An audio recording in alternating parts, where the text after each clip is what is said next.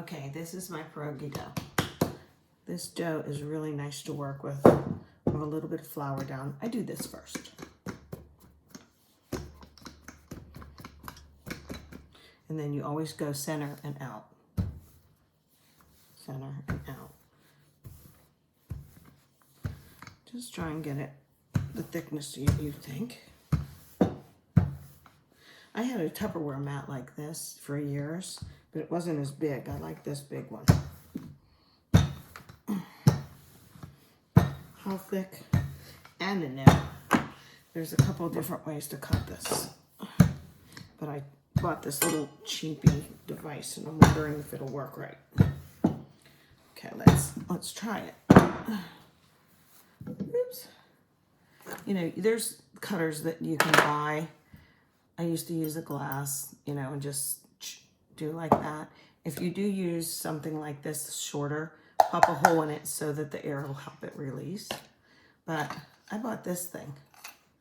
It's really cheap plastic, but I'm going to see if it works. Okay, here it goes. I'm going to push. Do that. Oh my goodness, it works. Can you believe it works? I wonder if this is the right size. Whoops, I got a little zealous there. But look, little circles. And this dough is nice. So I'm going to put a little teaspoon of my pierogi dough in. I got a little zealous here. This one's bad. But see, that's a nice thing about this dough. You can just push it right back in the pot. Boink, like that. So I'll go slower. I do want to use this. Okay. I guess you could use this for ravioli and stuff too. You know, I have an attachment on my KitchenAid that pushes out the dough really nice. So, but I think that went really fast. You may think, wow, Shirley, that's a lot in this. I'm using this particular size. But it's really not, because the dough is so pliable that it just can stretch.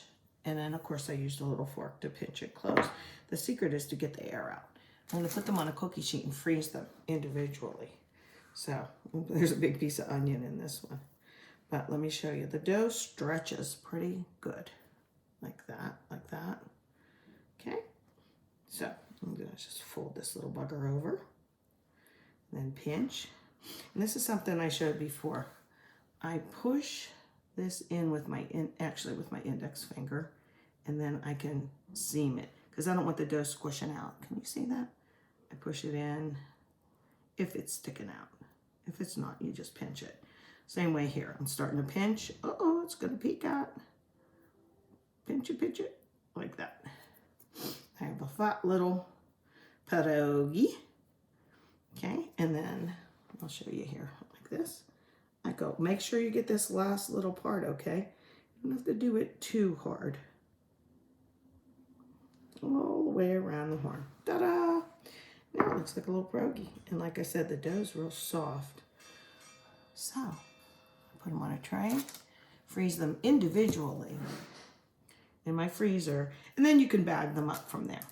Okay? These have the sauteed onion. And this is the consistency, so you can see. Okay? Like that. I put the sauteed onion in too. Another little tip, because that's what we're about here on Cooking with Aunt Shirley. I make this level, you know. I get the excess so that it is even. So I just scrape it up the side. But if there's too much on the side, I grab it off. Okay? I'm making these for Easter. Let's see, Christmas, when the family was here, I made it an Italian feast. We had stuffed shells and all kind of things. Then for the next holiday, I decided to do a Greek festival. And we had all kind of Greek food, plus the regular stuff too. And then for this time, I'm doing like kind of a more Polish, is it Slovak or Polish, fare food with halushki and these little pierogi, and well, just all kind of things like that. So just make it fun, you know.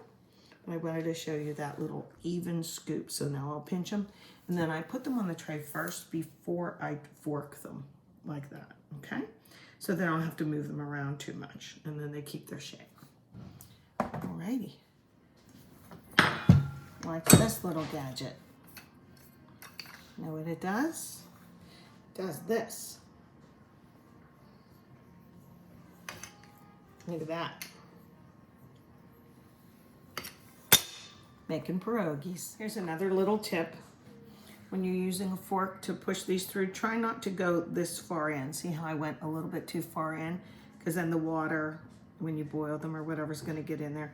And also when you're closing them up, I keep like a little pile of flour there so that I can push it in without it sticking to my fingers. Here, let's do one. Okay, I'll grab this one. And I kind of stretch that dough a little bit. He's off center, so this is a good example. Because if I put my thumb there, it might stick. But if I just have a little bit of flour in my hand, see, it won't stick like this. And then I wrap it up, and it's squishing out there. Now, if my finger was not floured, it would stick a little bit more. But if you find it sticking, do that before you pinch it in. Because the idea is no air. Okay. Oh, look at how he's popping out. So I'm going to push him in a little bit, and then close him up, close him up, close him up. Like that, and then I can do my fork. Okay, can you see? Yeah. Okay, so try not to go too far in before you sit them on your sheet tray, okay? And that last little part, that's important right here in the end. Okay. Someone asked me, did I learn this from my mom or grandma or whatever? And I got to be honest, I never had a pierogi. I think I must have been 17, 18 years old. First time I had a pierogi, and they were those kind that you get at the fair, you know, at a church function bazaar, and they were smothered in onion and butter. But that was really the first time I ever had one. We didn't have a big variety of food growing up. We were super poor, and a lot of first foods were when I was kind of on my own, and so no. Never had pierogies. But why did I start making them? Because I looked at them and thought, they look pretty simple and they're pretty good. I like them. And of course, we grew up when I don't think there was a Mrs. T's. Correct me if I'm wrong. You know, the frozen kind. I don't think there was. I'm just saying. Whoop, that's it. Yeah, you have to do these guys. And this dough, I'm going to tell you something. I didn't video me stirring it this time. But it's honestly the easiest dough I've ever worked with. And this little tool that I was using here, I don't even know what it's called, but I'm going to look it up and I'm going to put a link because I know some of y'all are going to say, what's that little fancy tool? I can make some hand pies with it or whatever else you want, because I've used it for pie crust, but I never used it for this. This was the first time, and I'm glad I did. So there you have it. How many does this make? I don't know, but I will be certain. I'm leaning over putting these on the sheet tray because you freeze things individually.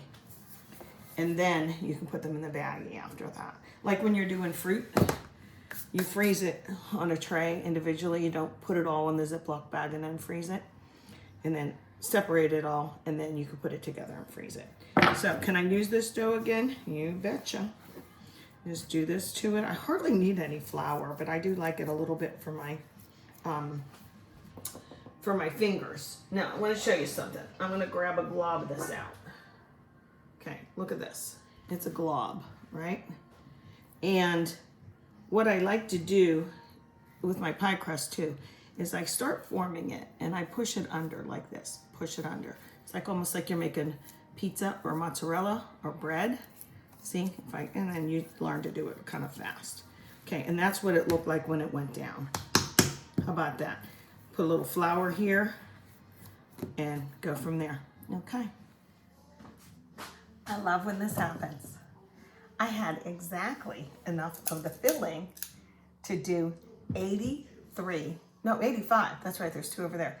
85 pierogies. And believe me, I stuffed them.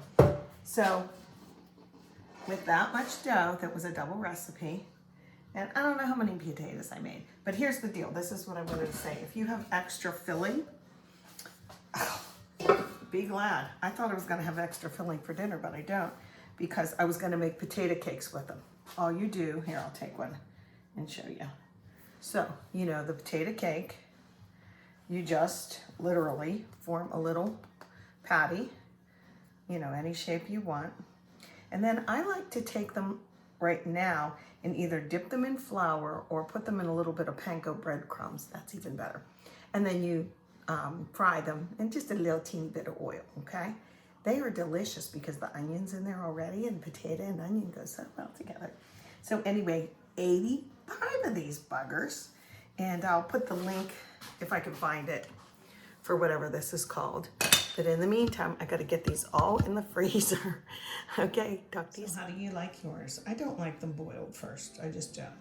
I think if you pan fry them, they turn out fine. We did a little sauteed onion.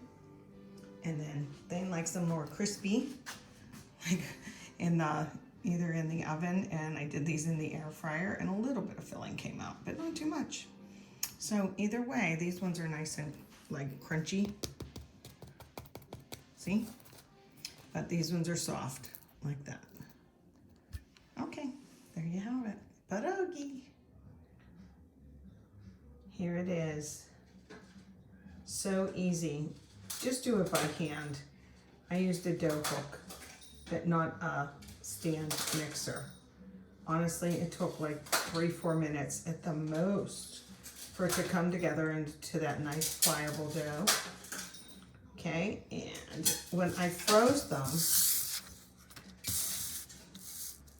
there's just ideas, but when I froze them, I dusted them with a little flour too. The ones I made this time, I mashed potatoes, I drained them, I threw in some butter, half a thing of cream cheese, and a chunk of Velveeta. Stirred it up, but I sauteed onions, and then I incorporated those.